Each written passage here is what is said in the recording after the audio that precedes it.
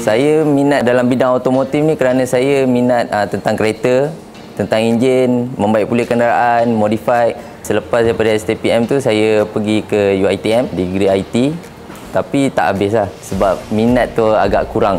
Jadi bila saya balik ke kampung, saya rasa macam apa peluang yang lain. Sebab saya minat automotif, jadi saya buat sikit research dan tu yang saya datang ke MAJ Auto Garage ni. Saya lebih suka melakukan kerja kemahiran, iaitu macam kita buat dengan hands on, dengan tangan kita sendiri, dan kita berpuas hati dengan hasil yang kita laksanakan tu kan. Jadi sebab itulah saya lebih cenderung kepada ke arah TVET. TVET ni adalah kemahiran yang dipraktikkan dalam industri. Apa yang saya nampak, permintaan dalam industri automotif agak tinggi.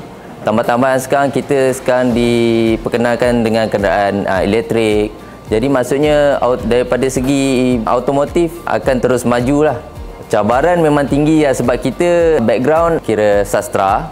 Jadi bila masuk ke dalam bidang kemahiran ni, kita berbekalkan minat. Jadi berbekalkan minat sebenarnya tak cukup. Dia kena minat dan berkemahiran lah. Jadi kemahiran yang saya ada sekarang dipupuk di sini lah. Jadi banyak nak kena belajar, banyak benda baru yang tak tahu, banyak kena marah sebab ya, kita nak belajar tu, nak dapatkan ilmu tu sebenarnya bukan senang lah. Tapi disebabkan minat, saya teruskan juga. Biasanya saya lebih kepada brake system.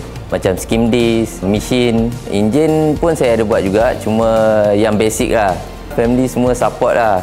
Dia tak ada macam bangkang ke apa, tak ada, alhamdulillah. Dan diorang memang menyokong saya 100% lah masuk ke dalam bidang TVET ni. Sebab ibu bapa sendiri pun rasa TVET ni ada peluang di masa hadapan nanti.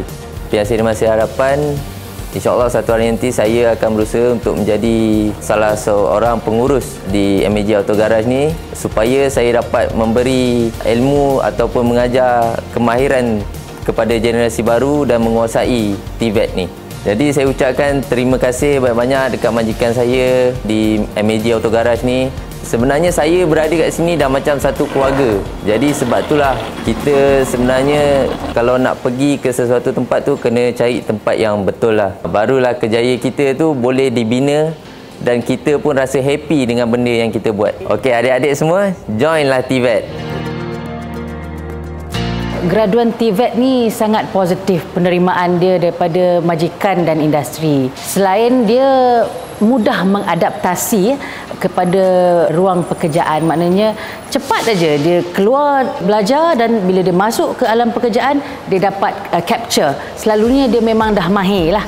Contoh dalam bidang Afiq sendiri, dalam bidang otomotif, dia dah boleh tahu tentang selenggara, tentang servis kenderaan dengan mudah. Dan seterusnya, graduan TVET ni saya rasa dia dah biasa dengan alam pekerjaan kerana syarat untuk pembelajaran dia sendiri, dia ada internship. Bermakna dia dah biasalah dengan keadaan bekerja. Jadi bila dia masuk aja ke alam pekerjaan, dia akan lebih mudah.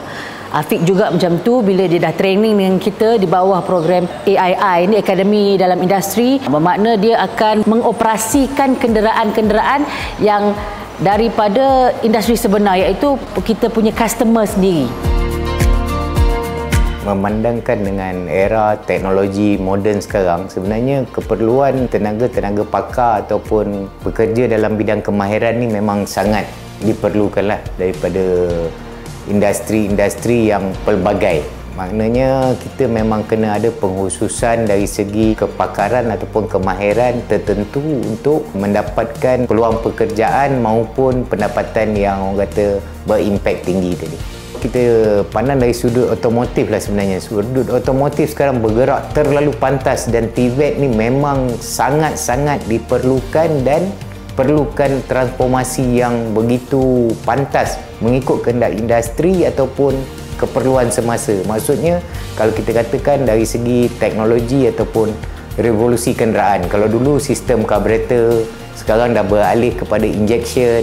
Maknanya segala peralatan, equipment tu sendiri dah ada peralihan dan perubahan yang terlalu ketara untuk pelajar-pelajar ataupun bakal-bakal pekerja industri kena ada kepakaran tu.